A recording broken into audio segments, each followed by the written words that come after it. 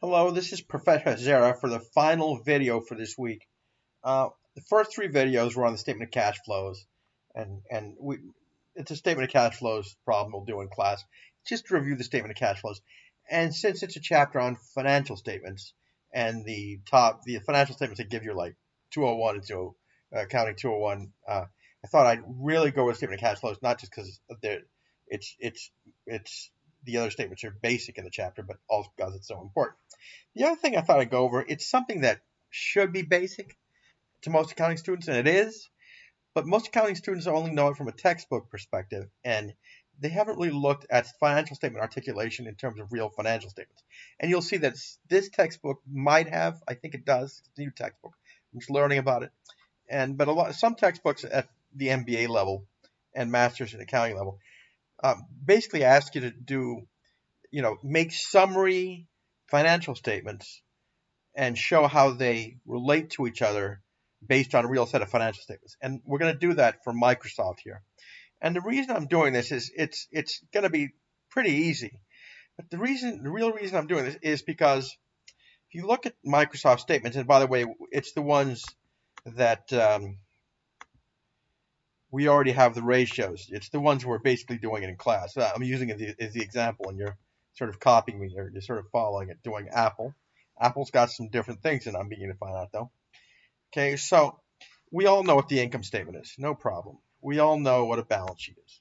No problem. Everybody knows, more or less, I will say, what a statement of cash flows is. There's a statement of cash flows. And we'll be taking a closer look at these statements of cash flows after this week, and we'll do some baby valuation. Let's call them very childish valuations. Probably starting next week when we do profitability analysis. But the reason I'm doing this is because what people always forget about is the statement of stockholders' equity. And I just want you to be able to relate the statement of stockholders' equity to to read it, to be able to read it and, let's say, relate it to the interrelation of financial statements. Because in textbooks, they just give you a statement of retained earnings, but in real life, you've got the statement of stockholders' equity. Okay, so the statement of stockholders' equity, all it is, it gives you the changes of stockholders' equity. And the two columns that matter most, you have AOC here and political, and then accumulated other. But notice how small these items are. Notice how small these two last rows are.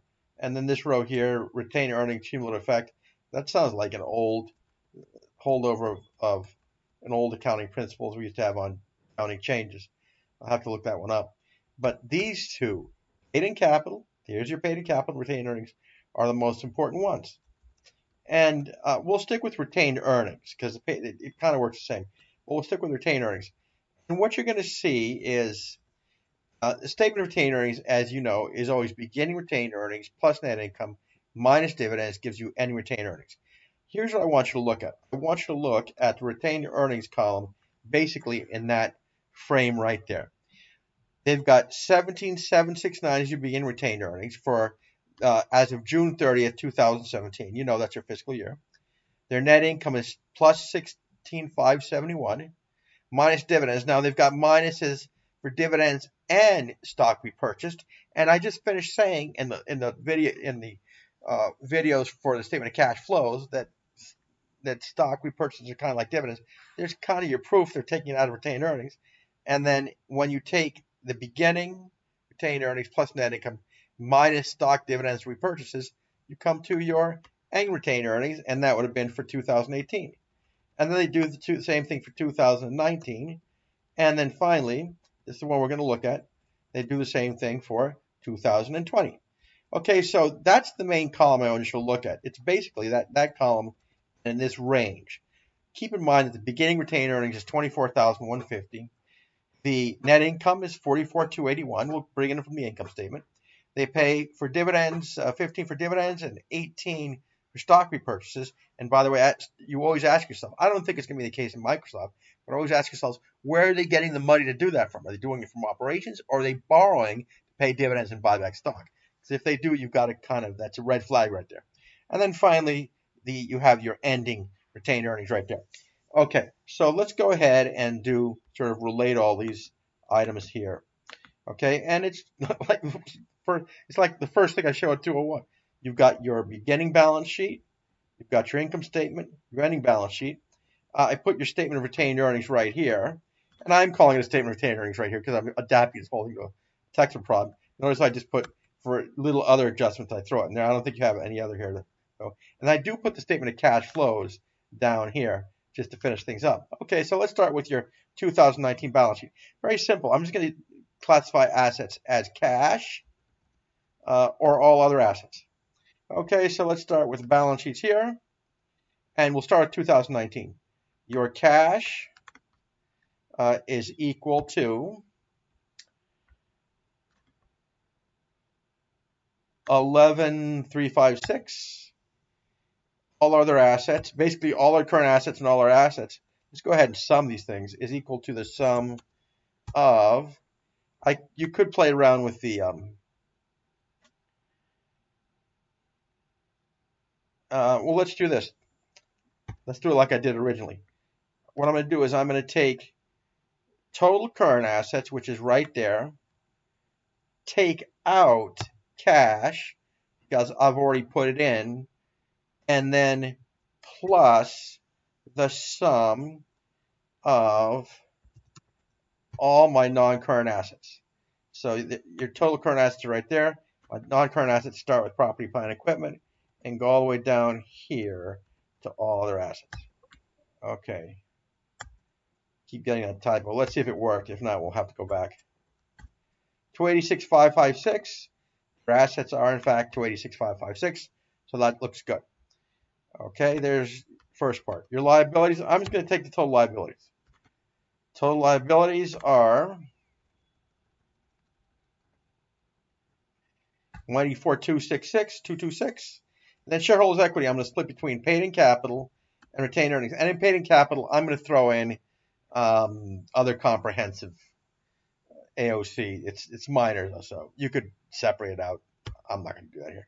So balance sheet, your paid-in capital, I'm going to do the common stock. And this is, I know, incorrect, but I'm going to add to that just so I don't bother with it. AOC, which is 83,781. I'm going to give you your retained earnings. Retained earnings are 354566, and so your total shareholders' equity is 83 plus 34, gives you 118,304, which is right there. So that looks correct. So my total should come to 301,311 if I add up my liabilities and shareholders' equity. There's my liabilities, my shareholders' equity, 302.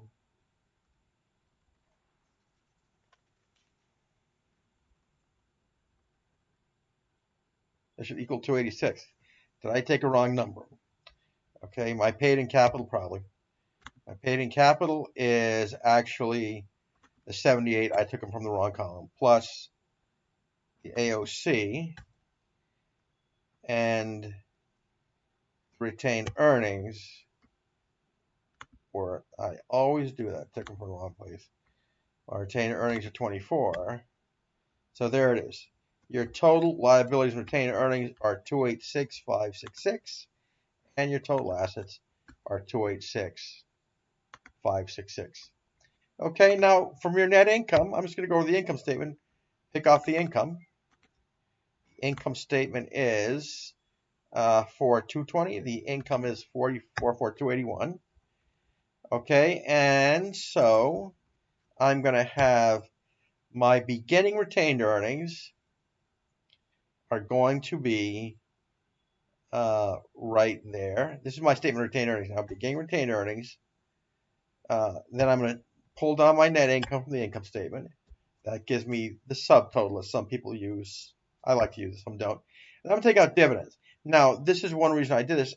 Dividends, to me, you can get it from the statement of cash flows.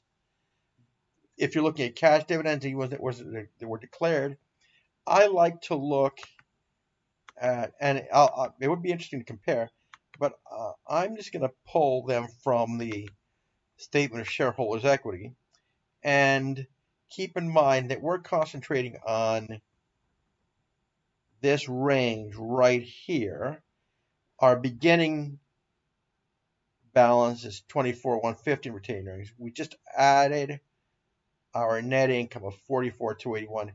Now our dividends is minus 815, and our cash, our stock repurchase is 18. So I'm going to add those two up. They're kind of the same thing. Okay, so that's a negative. Didn't come through. That plus that should be at 33,000. Yep, that's it. There's no other. So using accounting 201 logic, if I take my beginning retained earnings plus my net income, that gives me that subtotal. And then if I take that subtotal and subtract out my ending retained earnings, that should give me my ending retained earnings. And something went wrong here. I believe I missed a. Again, I'm making this problem up, so that's why it's a little rough. But there it is. Okay, so my beginning retained earnings are 24,150, no question about that. Add net income of 44, get 68, and then add these two things up. I don't know why I came up. So my ending retained earnings should be 34,566. Let's check it out. Keep in mind your beginning retained earnings are 24,150. Your ending retained earnings are 34,566. So we come over here to the statement of shareholders' equity. Beginning retained earnings are 24,150. Your ending retained earnings for 2020 are 34,566. So far, it looks fairly decent. Okay, and now we just have to finish with our balance sheet. Then we'll do our statement of cash flows. Okay, so for our balance sheet, for our 220 balance sheet, our 220 balance sheet is our ending cash. Let's go over here. Is 13,576. Then all other assets are going to be equal to your total current liabilities, total current assets, excuse me, take out the cash because we've already put that in, and then add in the sum of all your non-current liabilities, which start with property, plant, and equipment, and come down all the way here to other long-term assets. Should have put a parenthesis there. It's been picky. It gives me 287,735. Cash plus that gives me 301,311. That is the correct balancing total on the balance sheet. You go back, your total assets are 301,311. Okay, and then just to finish this little exercise up, okay, your liabilities are easily total liabilities in 220 are right. Wow. There, 183,007. Shareholders equity, your paid in capital. I'll throw AOC into paid in capital again, other comprehensive income. So your paid in capital is going to be 78,250 plus that negative 340, rather small, right there. And your retained earnings.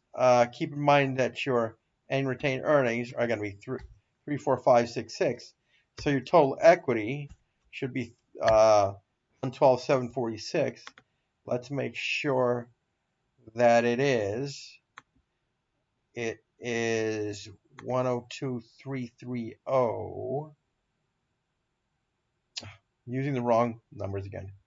Sorry, getting late. Okay, so this number was correct here, 108,337. That number's correct. Let's just finish this up. Getting late here. So sorry.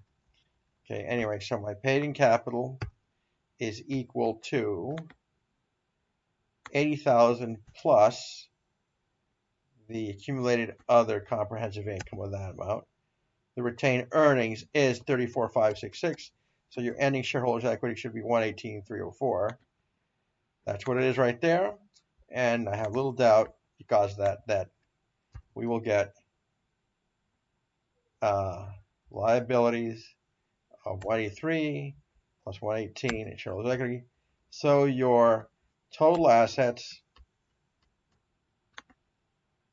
is equal to your total liabilities and shareholders' equity right here and here. Okay, and we'll just finish with our statement of cash flows. Okay, and the reason I did cash, I separated the cash account, is because I want to know how much my statement of cash flows will equal to. Well, statement of cash flow should equal the change in cash balance. If I take that 11 less the 13, cash should go down. What am I saying? If I take 13 minus the 11, and the reason I think this is happening is because the statement order here is reversed. You should go up by about $2,000. And it should be on the statement of cash flows anyway. So go over to statement of cash flows. Your cash flows from operations are 60675. Your cash flows, and they put it in. They put it should be from operations, by the way. Be investing. This should be from operations. It's getting late. Okay, your cash flows from investing, and for some reason or other, they put investing at the bottom here. Notice they have operations here. Then they have financing, and then they have investing. I have no idea why they do that. Most don't. Most statements cash flows go investing to the middle, but that's okay.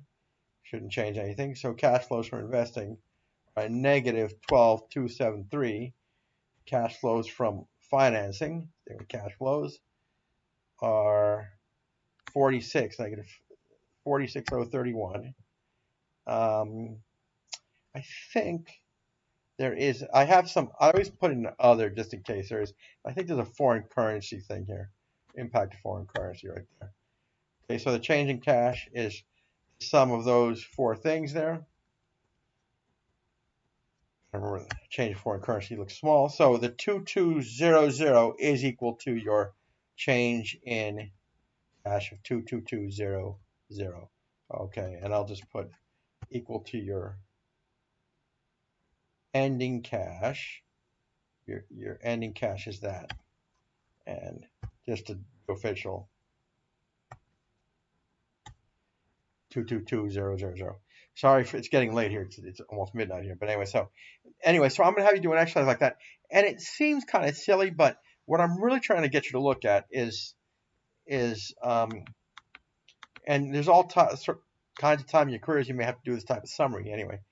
But what I'm really trying to get you to look at is the statement of cash flows assessment, more or less, or anything in the statement of shareholders' equity. I want you to be able to read a statement of shareholders' equity. It's not hard. It's basically you have the AOC out here, but your main components are paid-in capital and retained earnings, and they always summarize them for you in blocks. The beginning, this is June 17 to June 18. Then you've got June 18 to June 19, and June 19 to June 2020 right there. And so they're just adding them up there. I just want you to be familiar. A lot of students aren't. So anyway, so I'll put this video up, and one of the exercises is going to be, I'm just going to have you do something like this for Apple. I'll give you the same template though. Okay, so thank you very much, and I'll go ahead and put this up.